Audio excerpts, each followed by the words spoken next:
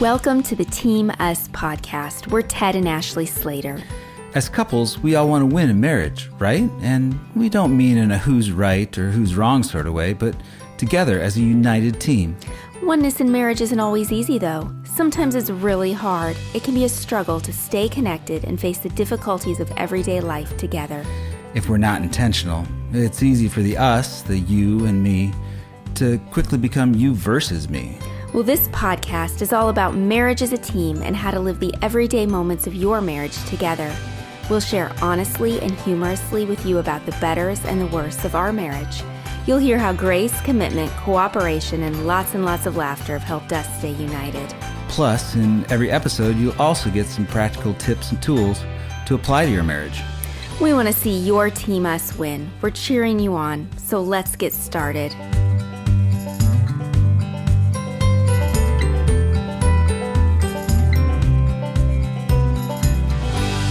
Hey everybody, welcome to episode 3 of the Team Us podcast. We're so glad you're listening. Yes, we are. Hello.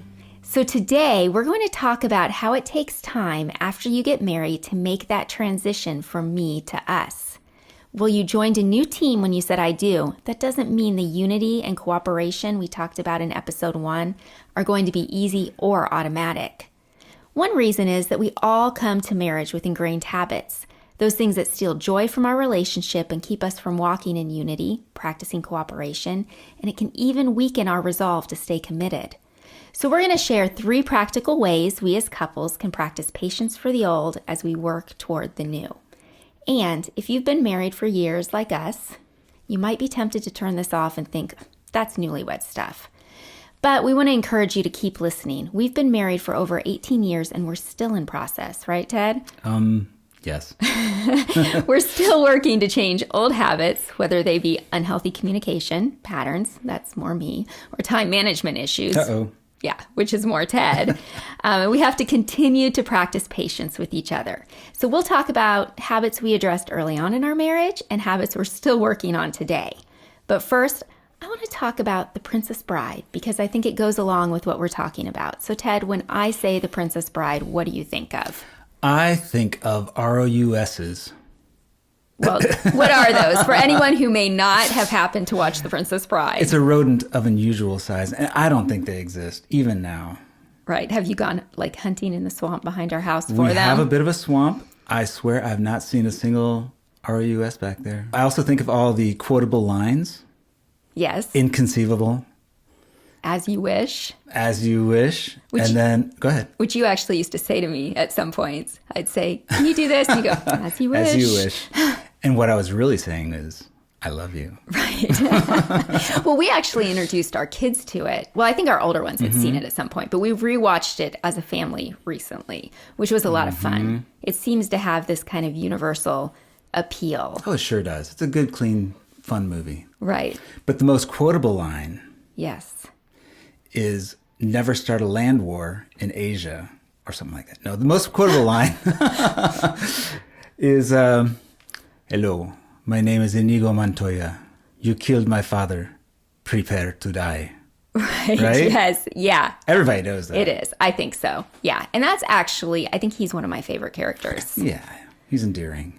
Yeah. I mean, he is dedicated to his goal to revenge his father's murder his whole life. He has worked and planned and given up and stopped giving up and Yeah. And I mean, his drive to avenge isn't something obviously that we want to emulate. No. But we can learn something from him. Do you remember, Ted, what you told people in the weeks leading up to our wedding? Oh, it was the most romantic thing. I was thinking, I'm marrying Ashley. This is so romantic. And I would tell them,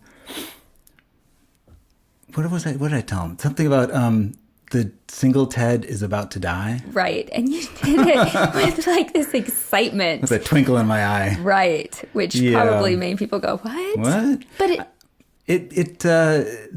the intention was there. And because I was 30 something, right? I had been single for a long time. And I knew that the habits, the person I'd become had to change pretty severely to be a good husband and then eventually a good father. Because married life is so unlike single life. So yeah, I tell people the single Ted is about to die. Watch the shocked look on their face, and then have a conversation about it. Right. And here's the thing. I mean, just because you realize that doesn't mean that once we got married, it was easy to kill those old habits.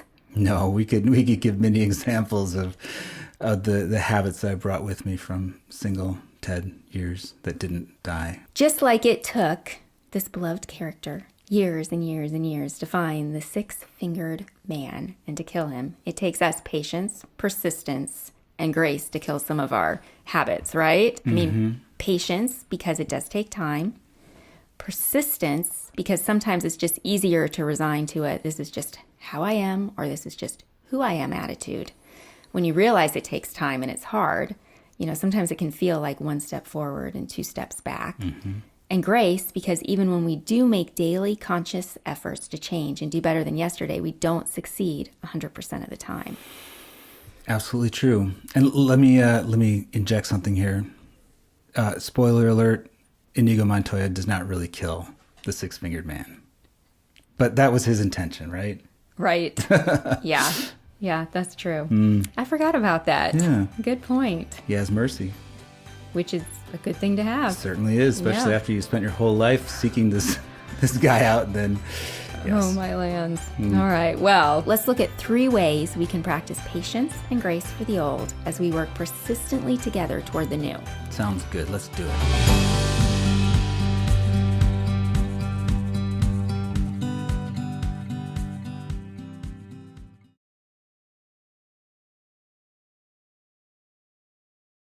Okay. So the first one is we pick our battles. So this one is really about our heart attitude when it comes to those old habits. Like, I remember learning that not all of your habits were necessarily sinful. That it was that with time, the Lord really helped me realize that before I addressed one of them, I had to step back and categorize it first. Okay. So, I mean, sin means to miss the mark, right? Right. So I had to ask myself, is this thing that Ted is doing missing God's mark? Or is it simply missing mine? Is it a quirk that I find grating? Or is it offensive to God and hurtful to our relationship? And if it was a matter of annoyance, not destructiveness, then maybe I needed to change instead of forcing you to change. Right. Yeah, I had a number of habits that were annoying. Some of them were perhaps not necessarily sinful, but then some of them were sinful. That, selfishness, the, staying up late, sleeping in while you had already woken up and had half your day already behind you. Some of that stuff was selfish. Yes. And then there was things like, okay, I've got this, this obviously, Ted, but the listeners don't. I've got this pet peeve of do not put the mail on the counter where we prepare food or eat food because it's dirty. Dirty mail. And who knows where it's been, right? Right. But you didn't know that was a pet peeve. And you were probably putting the mail on the counter all the time before we got married. So absolutely. You continued to do it after we got married. Just so it's like right in front of your eyes, you got to deal with this. But yes, I have come to understand that putting the mail, where we prepare food is not something you appreciate. But I think at first I would get frustrated with you and upset. And then that was one of those instances, especially after I had asked you multiple times and you'd forget. And I'd forget. It would be a habit. Right. But that was one of those instances where I had to step back and go, okay, Ted's not doing anything sinful. This is just bothering me. And so I had to figure out ways to not get so upset. We've gotten better, though. Oh, yeah. Sometimes I put an Amazon box on the on the counter or whatever. But now I think we have in our current house, we have part of the counter that we don't eat on, that it's more of stack things up here. But I mean, there's something that I do that I think annoys you so much, but it's not sinful. It is not sinful. It is not sinful. I cannot explain why sometimes when you're crunching pirate's booty, which is like my favorite addictive snack right now, or some other something, it just grates my ears. Sometimes I have to, clench my teeth. Sometimes I have to move to the other side of the room or something. It's inexplicable, and y'all can make fun of me because yeah, I should be made fun of. But yeah, my little bat ears just get me all riled up when I hear you crunching. And I love you, and I'm glad you're eating because nourishing your body is necessary. Although to staying alive. Pirate's booty might not be nourishing my body. But we've kind of come up with a compromise on that. Instead of picking the battle, like you try not to get upset. Oh, yes. And I just Yes. move a couple chairs away from you. Like I don't sit on the couch next to you. I move over to like the chair in the corner. You know, if we go to a movie and we get popcorn, are we going to sit next to each other? Well, we don't normally get popcorn at a movie. But anyway, so Anyway. the point is that sometimes the bothersome things simply aren't worth the battle. Right. So we can, like when we choose to move those things to the conversational front burner, it doesn't improve our marriage. It just feeds one of our needs to be right or have it a certain way. Right. So I think that we've learned a lot of the time it's better to pick our battles and apply the wisdom of Proverbs 19:11, which says, good sense makes one slow to anger, and it is glory to overlook an offense. That's good. All right. So we pick our battles. Second, and I want you to talk about this one, Ted. Yes. Is we sandwich our criticism. Yes. What that means is that, like, if one of us is feeling critical, we make a sandwich. Yes. I mean, it could be constructively critical even. Yeah. I'm being goofy. Okay. We don't actually make a literal sandwich. What it means is it's a communication technique. You know this communication technique where you somebody says something and you actively listen and you say, what I hear you say is, and then you repeat back to them what you heard them say. It's a communication technique like that sounds a little trite or, you know, too modern or whatever, but it's actually very helpful. What it means is if you have something difficult to say to somebody, maybe a correction or a confession or something, you have that in the middle and you sandwich it with affirmation. So, for example, if I wanted to say something about the crunching, which is, again, not sinful, and maybe this is a bad example, but what I would do is I would say... Well, it bothers you, so it eats away at our relationship. So it's something we should talk about.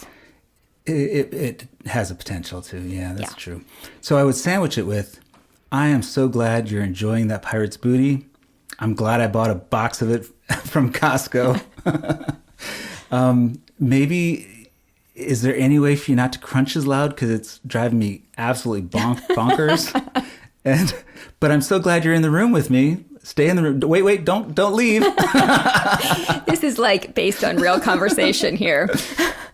We've really used this. And it's funny because, okay. Yeah, it works. It's helpful. It is. I mean, we have used it for years and years and years. And what's funny is there was one time a few years ago that we were at church and they had like this gag gift that they were giving away from the pulpit, which was a shirt that said, what was it? It was a red T-shirt, bright red, with white lettering that said, "Great story, babe. Now make me a sandwich." Right. And it was a gag gift. I think they were going to be doing a marriage conference or something, so they were being silly. And they shot it out into the congregation like, you know, they shoot out T-shirts at baseball games or hockey games or whatever. Right. And it landed right next to the couple next to us. And the wife looked at the husband like, "You're not picking up that T-shirt." And he was like, "Yeah, I'm not picking up that T-shirt." And we were like, "We'll take it," because we thought every time hilarious. that Ted wore it, we'd think about the communication sandwich, right. It had special meaning to us. And that's probably one of our favorite things, if I haven't said that already, that we use. But you made a Reuben sandwich yesterday for me. That was really good. So thank you for making this. I still make literal sandwiches. Sometimes you make me literal sandwiches. All right, so yes, we pick our battles. Yep. We sandwich our criticism. And we focus on progress, not perfection. We have a saying, don't we? Yes. Well, we've all heard the saying that practice makes perfect. And I've seen on social media even lately, practice makes permanent. But we like to say interesting. Practice makes progress. And that just means, you know, that we choose to focus on each other's progress. If one of us starts to feel frustrated, you know, about chewing or mail or whatever it is on that particular day or season, that we haven't seen as much change as we want, then we stop ourselves and instead we try to focus on the way the other person has grown and improved in that area. Come a long way, baby. Right. I mean, I think one of the areas that has probably spanned our entire marriage that we're still making progress in is Ted's time management. Yeah. I mean, you kind of alluded to it earlier, mentioned it, that you would stay up, when we first got married, you'd stay up late, you'd get up late, because you had a very flexible work schedule. And then you'd go in and you'd work late. And I think sometimes you wouldn't get home until like 8 o'clock at night. Make dinner. And then we'd make dinner. Whereas it's not I very fair. had a very different schedule. You woke up at 5 or 6? Right. Well, I was a full-time grad student and worked full-time at the time. So I was juggling both of those things. So I'd go to work early, then I'd do classes, and then I'd be home. So our time management and schedules were very, very different. And it did affect our relationship. It affected how much we got to see each other. But over the years, you've made improvements in how you balance time. And we've kind of met in the middle. Right. And we have little tricks to get us synced as far as time. One of them is, we have a bedtime story before we go to bed. We watch a show, maybe a sitcom or something. And then most nights we go to bed at the same time. We didn't used to do that when we were newlyweds. Right. I'd stay up a couple hours later and... Yeah. I mean, we still struggle because you're... Working a lot. But, I mean, we're constantly making progress, and we're remembering how we're making progress and seeing that and recognizing that. And I think that really helps us have grace and patience when there are weeks where time management isn't as good as other weeks. Right. Yeah. All right. Well, to review, becoming a united and cooperative team takes time, and that's okay. Our job as a couple is to be persistent, patient, and grace-filled on a daily basis with ourselves and each other. And 3 practical ways we can do this that we talked about is we can pick our battles, sandwich our criticism, and focus on progress, not perfection. All right, so we're going to end with it's not our homework, because we don't give homework. No. But it is a challenge that we would love to see you and your spouse do this week. So what is the Us Time Challenge this time, Ted? Well, I think we've got a couple of them. One would be maybe write down some ways that your spouse has progressed. Maybe in an area of time management or of putting stuff on the counter, mail on the counter, or, your own things. Right. And just make note of how the other is improved, and then your spouse will do the same. Maybe note ways that you've improved. Yeah, I think it's a great way to affirm and encourage each other. Right, and to remind yourselves that if something's tough right now, and you've seen each other improve, get better. So there's hope. Right. Things will get better.